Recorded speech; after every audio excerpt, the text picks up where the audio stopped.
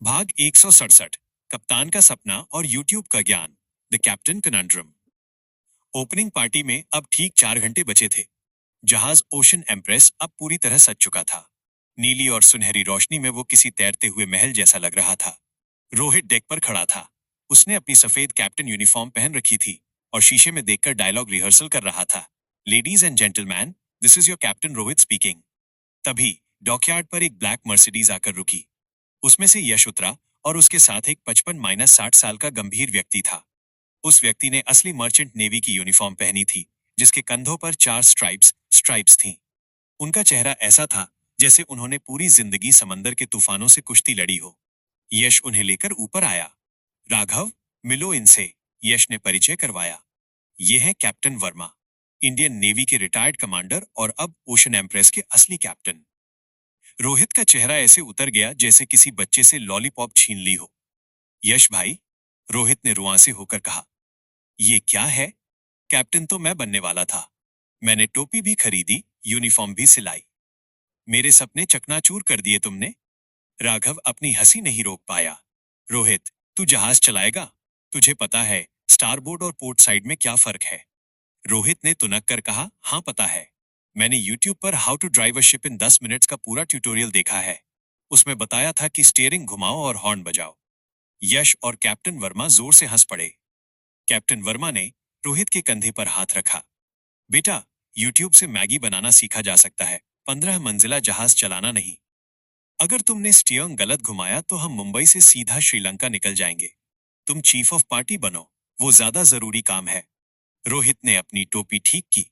ठीक है, पार्टी का जिम्मा मेरा, लेकिन हॉर्न मैं ही बजाऊंगा। भाग 168। 50 करोड़ की घंटी, द जैकपॉट नोटिफिकेशन। हंसी मजाक के बाद वे कंट्रोल रूम में गए। राघव ने अपना लैपटॉप खोला और oceanimpress.com का लिंक का डैशबोर्ड चेक किया। उसकी आंखें चमक उठी। स्क्रीन पर एक बड़ा सा ग्रीन बैनर था, सोल्ड आउट, सारे टिकट बिक गए। अनन्या, रोहित, इधर आओ, राघव चिल्लाया। क्या हुआ? सब दौड़कर आए। देखो, राघव ने स्क्रीन की तरफ इशारा किया। सिर्फ 2 घंटे में हमारे सो रॉयल स्वीट्स, 50 वीआईपी रूम्स और पार्टी पास सब बिक गए हैं। तभी राघव के फोन पर एक मैसेज आया। ट्रिंग, bank alert, HDFC bank, ACCTXX99 ₹50 000000 credited via payment gateway. Desk, pre booking amount 50 crore. Ananya ने स्क्रीन को छूकर देखा। राघव, हमने एक ही दिन में जहाज की 1/3 कीमत वसूल ली। रोहित ने हवा में मुक्का मारा। अब हम अरबपति नहीं, हम कैश रिच अरबपति हैं। रहमत, आज तो गोल्ड वाले कमोड पर ही बैठूंगा। भाग 169। सितारों की महफिल, द अराइवल ऑफ स्टार्स। शाम के 8 बज गए। डॉकयार्ड का नजारा बदल चुका था। जहां कल तक सन्नाटा था, आज वहां रेड कारपेट बिछा था। फोटोग्राफर्स की भीड़ थी। एक के बाद एक लग्जरी गाड़ियां आने लगी, Rolls Royce, Bentley, Ferrari. Mumbai के सबसे अमीर खानदान, बड़े बिजनेसमैन और बॉलीवुड के सितारे जहाज पर चढ़ रहे थे। रोहित और अनन्या गेस्ट का स्वागत कर रहे थे। रोहित हर लड़की को देखकर अपना चश्मा ठीक करता और कहता, तारांकन, welcome to my ship, I am the captain of fun. तभी एक सफेद जगुआर रुकी। उसमें से एक व्यक्ति उतरा जिसे देखकर राघव का दिल धड़क गया। वो राजीव मेहरा थे, भारत के सबसे बड़े फिल्म डायरेक्टर। राघव उनकी फिल्में देखकर बड़ा हुआ था। उनकी फिल्में मतलब भव्यता, इमोशन और ब्लॉकबस्टर। राजीव मेहरा के साथ उनकी बेटी और कुछ एक्टर्स भी थे। राघव ने अपनी नर्वसनेस छिपाई और आगे बढ़ा। वेलकम सर, मैं राघव हूं, बहुत बड़ा फैन हूं आपका। राजीव मेहरा ने राघव से हाथ मिलाया। Thank you young man. मैंने सुना है ये जहाज और ये पार्टी शहर का नया टॉक ऑफ द टाउन है। अरेंजमेंट तो शानदार है। भाग 170। 400 करोड़ का सौदा, द 400 करोड़ पिच। पार्टी शुरू हो चुकी थी। डेक पर लाइव जैज म्यूजिक चल रहा था। लोग शैंपेन पी रहे थे। राघव और राजीव मेहरा एक कोने में खड़े होकर बातें कर रहे थे। राघव, राजीव ने अपनी ड्रिंक का घूंट भरते हुए कहा, तुम्हारी उम्र में इतना बड़ा विजन, इम्प्रेसिव है। मैंने सुना है तुम अलग अलग सेक्टर्स में इन्वेस्ट करते हो। जी सर, राघव ने विनम्रता से कहा, जहां भी कुछ नया और बड़ा हो। राजीव ने थोड़ा हिचकिचाते हुए कहा, दरअसल मेरे पास एक स्क्रिप्ट है, मेरा ड्रीम प्रोजेक्ट, एक साई-फाई फिल्म जो हॉलीवुड को टक्कर देगी। लेकिन उसका बजट बहुत ज्यादा है। पुराने प्रोड्यूसर्स डर रहे हैं। राघव ने दिलचस्पी दिखाई। कितना बजट है सर? 400 करोड़, राजीव ने धीरे से कहा, जैसे उन्हें लगा हो राघव डर जाएगा। वीएफएक्स बहुत महंगा है। राघव के चेहरे पर एक हल्की मुस्कान आई। उसके दिमाग में उसकी इंसुला एस्ट्रा की सीक्रेट वेल्थ का नंबर फ्लैश हुआ, 5 लाख करोड़ रुपए। उसके लिए 400 करोड़ मतलब जैसे किसी आम आदमी के लिए 400 रुपए। सिर्फ 400 करोड़? राघव ने बहुत सहजता से कहा। अगर आइडिया अच्छा है तो बजट की चिंता मत कीजिए। कहानी कैसी है? राजीव मेहरा हैरान रह गए। तुम्हें तुम्हें ये रकम बड़ी नहीं लग रही? सर, राघव ने उनकी आंखों में देखा। सपनों की कोई कीमत नहीं होती। आप मुझे कल स्क्रिप्ट भेज दीजिए। अगर मुझे पसंद आई तो चेक पर साइन कल ही हो जाएगा। राजीव ने राघव का हाथ थाम लिया। तुम सिर्फ अमीर नहीं हो लड़के, तुम दिलदार हो। भाग 171। अमीरजादे की बदतमीजी और थप्पड़, द स्लैप ऑफ रिस्पेक्ट। तभी बार बार की तरफ से शोर आया। तुम्हारी हिम्मत कैसे हुई मुझे मना करने की? जानते हो मेरा बाप कौन है? राघव और राजीव मेहरा वहां पहुंचे। एक नशे में धुत लड़का, विक्की का दोस्त और एक बड़े बिल्डर का बेटा, रिक्की चिल्ला रहा था। वो देवा, कोलीवाडा वाला लड़का जो अब हेड ऑफ सिक्योरिटी था, को धक्का दे रहा था। साहब, देवा ने विनम्रता से कहा, ये वीआईपी जोन है, यहां स्मोकिंग अलाउड नहीं है। प्लीज आप बाहर जाइए। रिक्की ने देवा के मुंह पर अपनी ड्रिंक फेंक दी। 2 कौड़ी के गार्ड, तू मुझे सिखाएगा? अभी तुझे नौकरी से निकलवाता हूं। रिक्की ने देवा को थप्पड़ मारने के लिए हाथ उठाया। इससे पहले कि उसका हाथ देवा के गाल तक पहुंचता, हवा में एक मजबूत हाथ ने उसकी कलाई पकड़ ली। ये राघव था। हाथ नीचे। राघव की आवाज में इतनी ठंडक थी कि वहां का तापमान गिर गया। तू कौन है बे? हाथ छुड़ाने की कोशिश की, लेकिन राघव की पकड़ लोहे जैसी थी। मैं इस जहाज का मालिक हूं, राघव ने कहा। और ये देवा मेरा नौकर नहीं, मेरा पार्टनर है। इसने इस जहाज को अपने हाथों से रंगा है। राघव ने रिक्की की कलाई मरोड़ी। रिक्की दर्द से कराह उठा। मेरे जहाज पर एक ही नियम है, इज्जत दोगे तो इज्जत मिलेगी, वरना। राघव ने इशारा किया। तुरंत 4 हट्टे-कट्टे कोली गार्ड्स देवा के साथ ही आ गए। राघव ने रिक्की को छोड़ा। इसे उठाकर पानी में नहीं, पुलिस की गाड़ी में डालो। ट्रेसपासिंग और असॉल्ट का केस बनेगा। गार्ड्स ने रिक्की को उठाया और हवा में टांग कर ले गए। पूरी पार्टी में सन्नाटा छा गया। फिर राजीव मेहरा ने धीरे से ताली बजाई। उनके साथ बाकी मेहमानों ने भी तालियां बजाईं। राघव ने अपनी जेब से रुमाल निकाला और देवा का चेहरा पोंछा। सॉरी देवा, तुम ठीक हो? देवा की आंखों में आंसू थे। साहब, आपके लिए तो जान भी हाजिर है। भाग 172। प्यार और आतिशबाजी, लव अंडर द फायरवर्क्स। रात के 12 बजे जहाज ने डॉकयार्ड छोड़ा और गहरे समुद्र की तरफ बढ़ा। आतिशबाजी फायरवर्क्स शुरू हो गई। आसमान रंग बिरंगी रोशनी से भर गया। रोहित और अनन्या डेक के किनारे खड़े थे। रोहित ने अनन्या को देखा। आतिशबाजी की रोशनी में अनन्या का चेहरा चमक रहा था। अनु, रोहित ने धीरे से कहा, आज का दिन किसी सपने जैसा है ना? अनन्या ने रोहित की तरफ देखा और मुस्कुराई। हाँ कैप्टन, और तुम अपनी यूनिफॉर्म में बुरे नहीं लग रहे हो। रोहित का दिल जोर से धड़का। उसने हिम्मत करके अपना हाथ अनन्या के हाथ के पास रखा। अनन्या ने हाथ नहीं हटाया। राघव दूर खड़ा ये सब देख रहा था।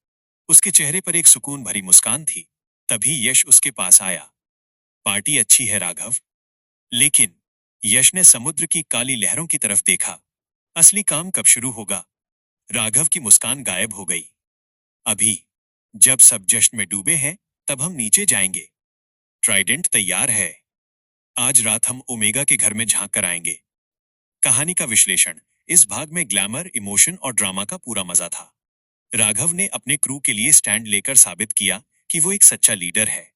और अब पार्टी की आड़ में असली मिशन शुरू होने वाला है। भाग 173। पाताल लोक की यात्रा, डाइव इनटू द अबिस। ऊपर डेक पर डीजे वाले बाबू का गाना चल रहा था और आतिशबाजियां हो रही थीं। नीचे सेक्टर एक्स में सन्नाटा था। राघव और यश ने काले रंग के टैक्टिकल डाइविंग सूट्स पहन लिए थे। राघव ने यश को देखा। तैयार हो? यश ने थम्स अप किया। हमेशा। वे दोनों ट्राइडेंट सबमरीन के कॉकपिट में बैठे। राघव ने इंजन स्टार्ट किया। कोई आवाज नहीं हुई, बस एक हल्की सी हमिंग हमिंग थी। सबमरीन मून पूल से नीचे उतरी और काले समुद्र में गायब हो गई। जैसे जैसे वे गहराई में जा रहे थे, अंधेरा बढ़ता जा रहा था। 2000 फीट, 3000 फीट। अचानक सोनार स्क्रीन पर एक विशाल स्ट्रक्चर दिखाई दिया। वहां देखो, यश ने फुसफुसाते हुए इशारा किया। समुद्र की तलहटी में चट्टानों के बीच छिपा हुआ ओमेगा का बेस था। यह किसी अंडर वाटर शहर जैसा लग रहा था, जहां से हरी और लाल लाइटें निकल रही थीं। ये तो उम्मीद से भी बड़ा है, राघव ने कहा। यहां पूरी सेना छिपी हो सकती है। भाग 174, कांच की दीवार और घुसपैठ, द ग्लास वॉल। राघव ने सबमरीन को बेस के एक अंधेरे कोने, मेंटेनेंस डॉक के पास पार्क किया। तरुण, सबमरीन को स्टील्थ मोड पर रखो, राघव ने कमांड दी। राघव और यश ने अपने ऑक्सीजन मास्क लगाए और सबमरीन से बाहर निकले। वे पानी में तैरते हुए बेस की एक कांच की सुरंग, ग्लास टनल के पास पहुंचे। अंदर ओमेगा के गार्ड्स, फ्रॉगमैन गश्त लगा रहे थे। राघव ने अपनी कलाई पर लगे गैजेट से कांच को स्कैन किया। यह हाइपर ग्लास है, यश ने इशारों में बताया। बुलेट प्रूफ है, आसानी से नहीं टूटेगा।